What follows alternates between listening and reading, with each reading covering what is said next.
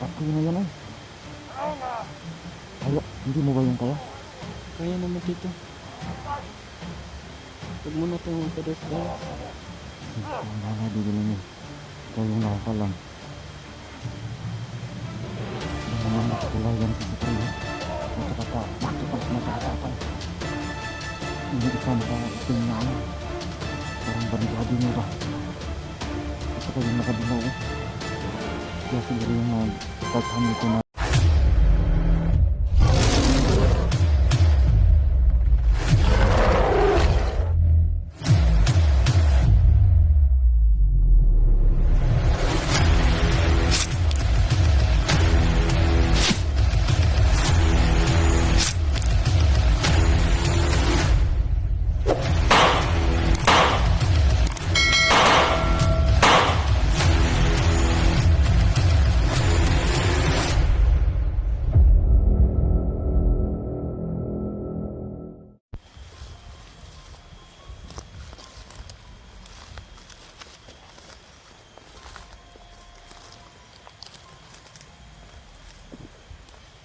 Ayun tol, patuloy pa rin tayo mga tol. Ano kaya to? Ano kaya to bibilin mo? Gawan eh.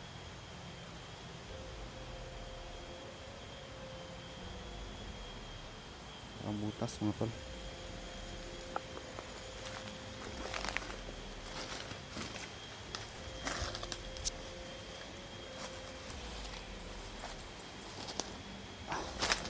Ito lang po kuya. Bakit? Ano nararamdaman ko ako? Ha? Ganun ba? Sige, anong gagawin mo? Tingnan ko na ako. Meron lang. Sige daw. Paligid. Sige. Yung tol, minto kami tol. Kasi may nararamdaman daw si Bibilimil.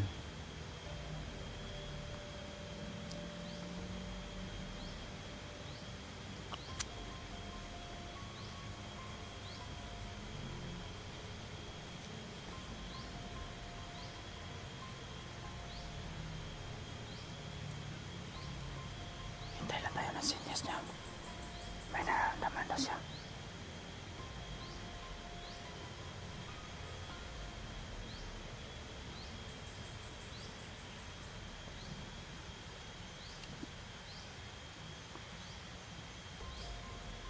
Ano kaya yung nararamdaman doon ni Bibilimil?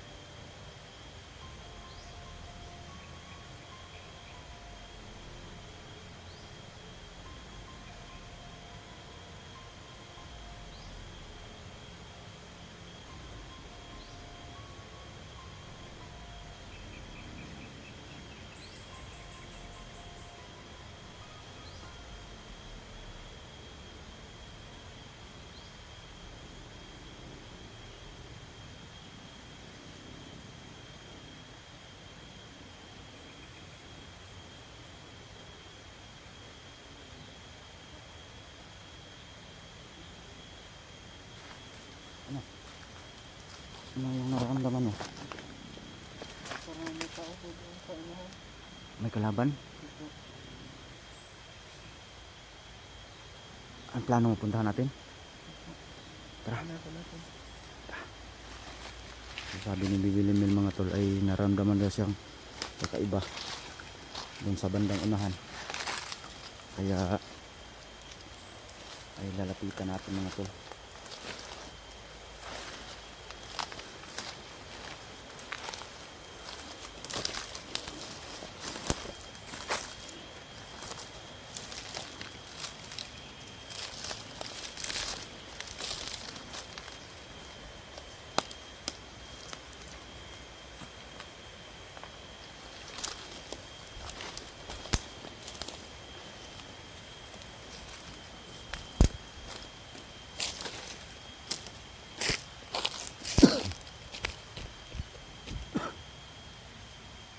So dito mga tol, may may nararamdaman daw si Bibiling Mil na kakaiba. Kaya sabi niya huminto muna daw kami dito. May message paligid. At siya nga pangalang mga tol, yung kaibigan natin si Daniel, yung tinulungan natin na isang bandido. Tutulong siya sa akin mga tol na mahanap yung anak ko. So kahapon, iwan ko kung pag hiwalay namin ay naghanap na ba siya, kasi sabi niya babalik muna siya ng kampo kasi baka malata siya ng mga kasamahan niya mga tol. So yun ay may pinag-usapan namin kaming lugar, so hindi ko na lang dito binanggit sa video mga tol, no? Mahirap na para rin sa kaligtasan ni Daniel, at hindi ko na rin yun tinanggal yung muna yung mukha niya, no? Kasi baka maano ng, kasi marami yan sila eh. So naawa ako mga tol kasi yung hindi siya gaano makaayos magsalita. Gusto ko sanang pakuha ni Bibiling Mil, kaya naman niya. Kaso lang sabi si Bibiling Mil kasi nagdesisyon mga tol na hindi mo na daw kasi baka mahalata siya, maramdaman yung enerhiya mga tol. Kaya yun, si Bibiling Mil lang yung bahala tol kung ano mang nangyari doon. Alam ko madali naman yung tanggalin yun. So yan, maraming salamat ulit sa inyo mga tol sa walang sawang suporta sa Dingy Adventure, at lalo na sa kay Bibiling Mil na isang prinsipe ng Encanto. Hindi tayo iniwan, tinulungan niya ako talaga tol na mahanap yung anak ko. So patuloy pa rin kami na ano namin, yung pinakiramdaman niya mga tol ay para madali nang may maiwasan kami mga kalaban. So yan, kasama ko sa Bibiling Mil. Sa imong cellphone ada, cellphone mo dyan sa bulsa niya mga tol. Balik ka rito, ito. So binigyan ko na ito ng cellphone mga tol, no? Si Bibiling Mil. So shout out sa iyo tita, cellphone na binigay mo kay Bibiling Mil. So sobrang saya ng bata. So, hindi pa siya marunong. Alam kong bawal sa kanila mga tol, pero sa akin lang ay mapasaya yung bata mga tol. So yan, like and share sa ating video mga tol, no? So sana andyan pa rin kayo hanggang pag makuha ko yung anak ko. Ako po humihingi sa inyo po ng dasal, no? Lalo natin yung tol, yung anak ko, layo kami sa mga ano man posibleng mangyari. Mahirap na mga tol. Ayan yung idol natin si Bibiling Mil.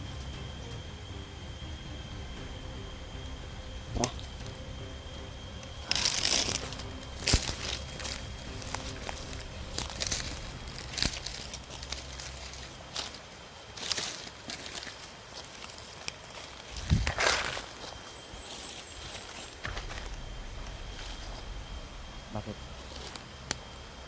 Ha? Ha? Kalaban. May kalaban? Saan banda?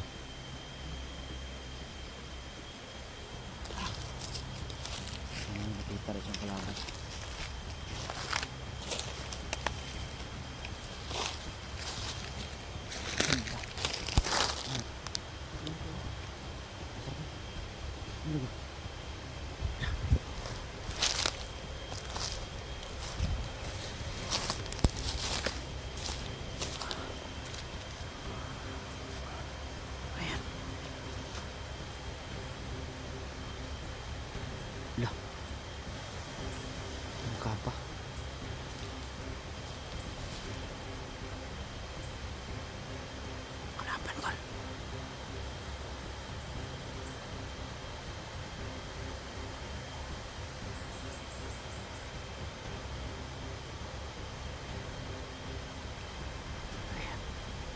Yan ba yung sinasabi mo, Emil?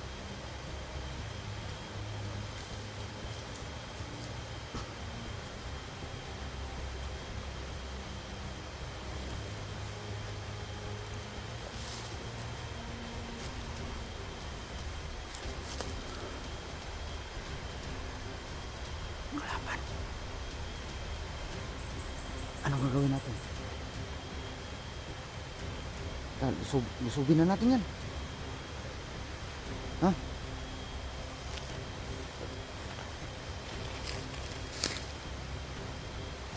Lusubin na natin yan. Huwag mo na. Yeah. Ha? Huwag mo na. Bakit? Parang may nararamdaman ka akong kakaiba po. May nararamdaman kang kakaiba? Huwag mo na tayo magpadalos-dalos dahil meron po akong nararamdaman na malakas pa sa kanya. Ganun ba?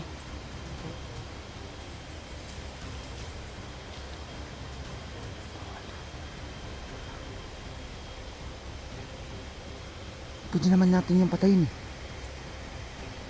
Nag-iisa lang oh. Parang madarating po na Ha? iba pang kasamahan niya po. May darating na ibang kasamahan? So, mas malakas pa po sa kanya. Ganun ba?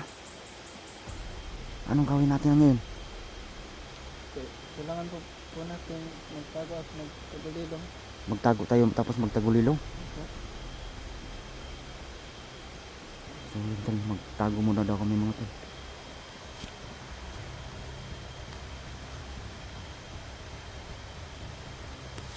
Sa kang banda.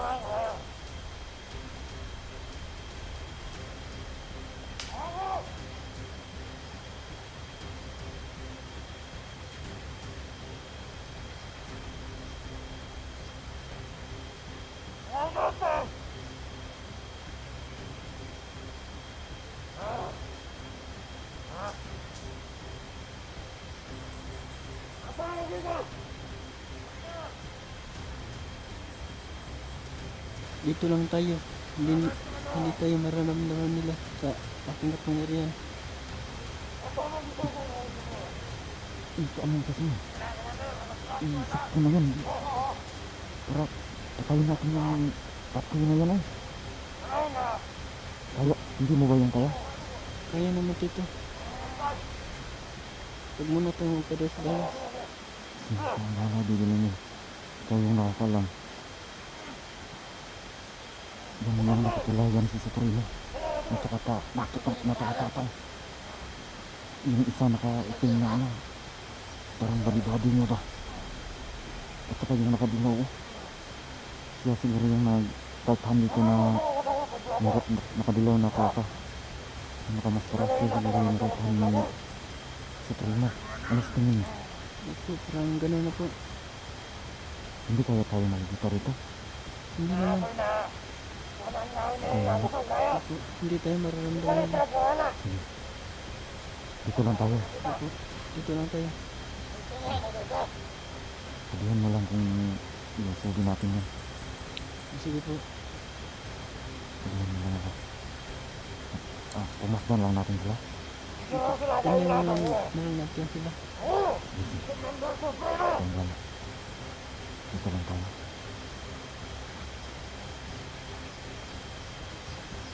Yan mga to. Ang sabi ni Bidulong yun. dito lang daw kami, hindi daw nila kami makaramdaman.